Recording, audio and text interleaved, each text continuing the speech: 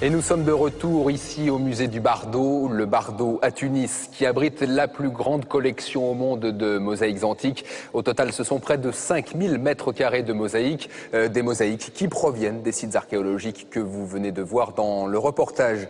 Je me trouve dans la salle de Carthage en compagnie du directeur du musée national du Bardo, Tahar Alia. Bonsoir. Bonsoir. Merci de nous accueillir. Un mot tout d'abord sur ce bâtiment, puisque avant d'être un musée, ici, c'était en fait un palais. C'est le harem de la famille royale tunisienne, les beys de Tunis, pendant 15 ans.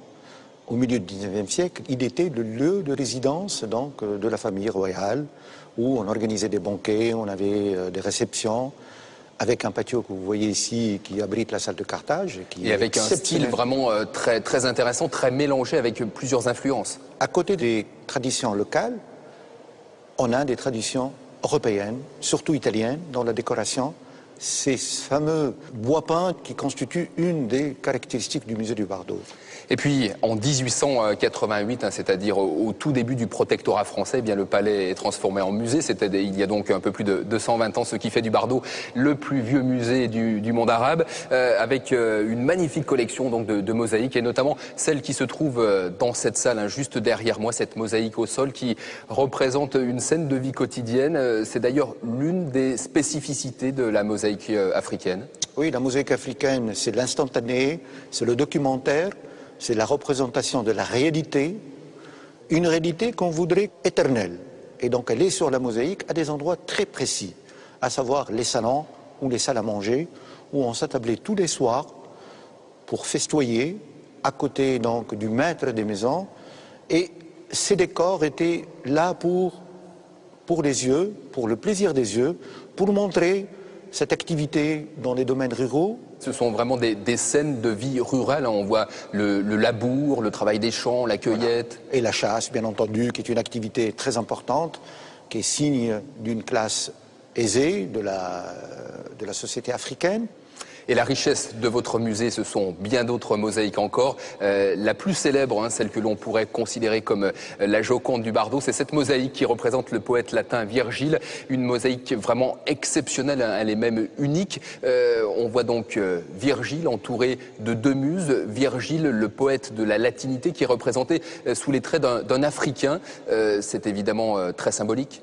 Très symbolique, puisque pour l'élite africaine, Virgile était un symbole de l'intégration de l'Afrique dans ce monde romain où l'Afrique est devenue, au fil des siècles, la province la plus importante sur le plan économique, celle qui servait de grenier à Rome. Donc ces Africains qui ont réussi dans leur vie, pour eux, Virgile représentait cette unité, cette paix romaine, cette concorde.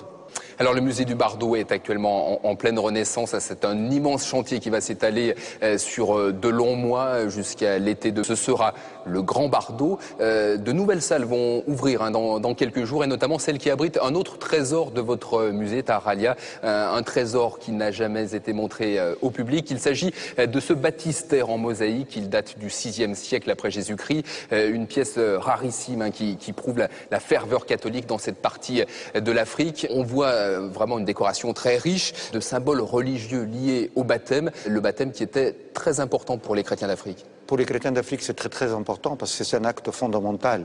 Et c'est pour ça qu'on a une iconographie très riche dans ce baptistère, qui résume un peu les concepts, à savoir le salut à travers, on voit l'arche de Noé, la colombe avec le rameau d'olivier, le poisson qui représente le fidèle, l'arbre de vie. L'arbre de vie qui est restitué aux fidèles avec le baptême, c'est quelque chose de très symbolique, et surtout donc, le monogramme du Christ, puisqu'on est toujours baptisé dans le Christ. Tahar Alia, merci de nous avoir permis de faire découvrir ce baptistère ce soir en avant-première aux téléspectateurs des Racines et des Ailes. Les découvertes sont d'ailleurs loin d'être terminées, puisque nous allons nous rendre à présent dans la Médina de Tunis. Tunis qui fut en partie construite grâce aux ruines de Carthage, Carthage ayant en fait servi de carrière de pierre. C'est aujourd'hui l'une des villes anciennes les mieux préservées du monde arabe. Elle est classée au patrimoine mondial de l'UNESCO. Au cœur de la Médina, un reportage signé Isabelle Thomas et William Jaffé.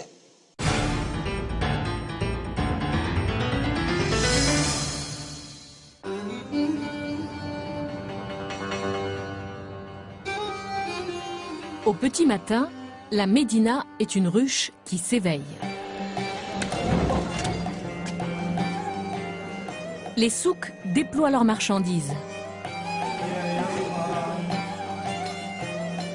Cuir, or, chéchia, tissus sortent des réserves.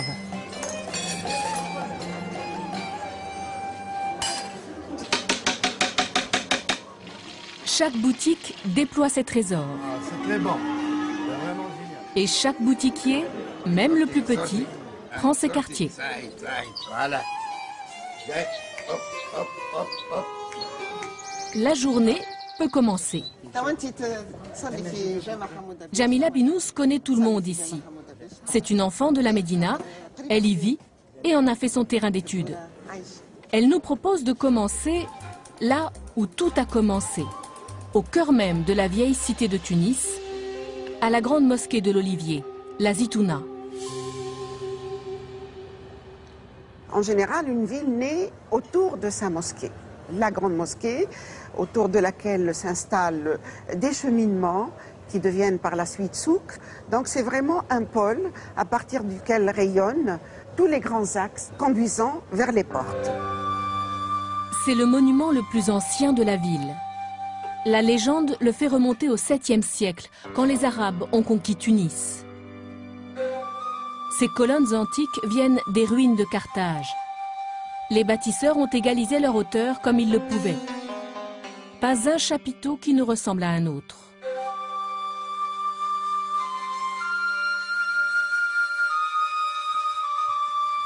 Son grand minaret est le point le plus haut de la Médina, 43 mètres. Nous y avons exceptionnellement accès. D'ici, le rayonnement des ruelles apparaît très nettement. Voies commerçantes à ciel ouvert ou passages couverts qui ressemblent aux veines qui partent du cœur. Autant d'artères sous lesquelles s'organisent les souks. Plus on est près du sanctuaire, plus le commerce est raffiné. Le plus noble des souks est au pied même de la grande mosquée. Les parfumeurs sont là depuis plus de 800 ans. Au XVe siècle, le diplomate et voyageur Adorne témoigne déjà de ces boutiques élégantes. Nous retrouvons Jamila dans la plus ancienne des échoppes. C'est l'une des plus belles boutiques du souk. Elles étaient avant toutes faites de bois ouvragé, tels que vous les voyez ici. On voit encore les fioles, comme les décrivait Adorne au XVe siècle, avec un long col décorant les étagères. La boutique de Souhaïr Trab a plus d'un siècle. Un minuscule écrin où l'amateur de senteurs se pose un instant pour retrouver sur sa peau les 1000 parfums de Tunisie.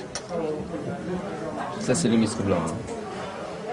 La distillation est plus qu'un art ici. C'est un art de vivre. C'est très fin. C'est la tradition de tous les Tunisiens. 60% des Tunisiens, ils ont des appareils de distillation. Faire les distillations des fleurs d'oranger pour la cuisine, les gâteaux et les huiles pour parfumer aussi. C'est dans la tradition tunisienne. Une autre tradition de la Tunisie, ce sont ces couvre-chefs. À 2 pas de la grande mosquée, car leur travail est sans nuisance, les Chawashis cultivent l'art multiséculaire de la chéchia. Sa fabrication remonterait au 9e siècle et elle passe encore par les mêmes étapes. Tout commence par un banal bonnet de laine tricoté. Ah, vous ne connaissez pas comment on fait un chichia. C'est le début, ça. Ça commence comme ça, puis avec l'eau chaude et du savon, ça rétrécit, ça feutre. Ça devient comme ça. Ça arrive comme ça. Teinte, cardée puis mise en forme, la chéchia prend alors sa forme définitive. Ça, tunisien. Prête à être exportée dans toute l'Afrique. Gaddafi prend un chéchia comme ça. Elle est avec un petit pompon. Maintenant, je fais la mesure à mon tête ou à les yeux. Chaque artisan a aussi ses astuces, pour les tailles par exemple. Ça, 27,5.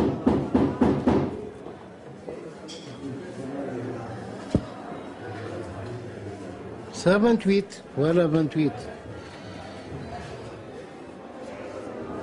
Ouverte en 1924, la boutique de M. Bleich est une des plus anciennes du souk.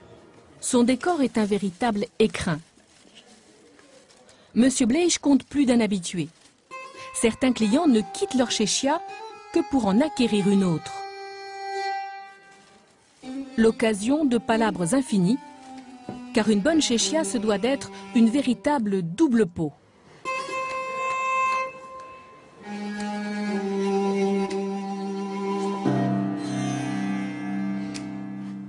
Voilà les chéchias. Autre boutique, autre découverte. Jamila nous a assuré que de véritables trésors dorment au fond de certaines échoppes. Au bout d'un rayon de marchandises bon marché, on débouche sur une vaste pièce lumineuse et chargée.